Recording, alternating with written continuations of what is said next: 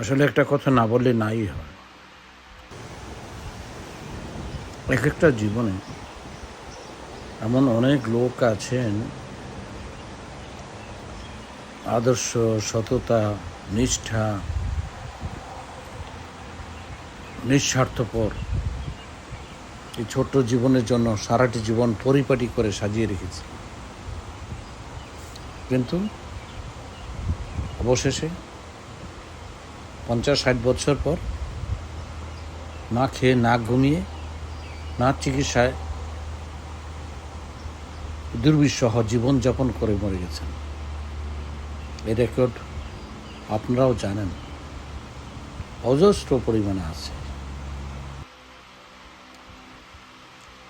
হয়তোবা কার কখন আসবে সেই সময়টা অপেক্ষা করতে হবে। ভালো থাকুন।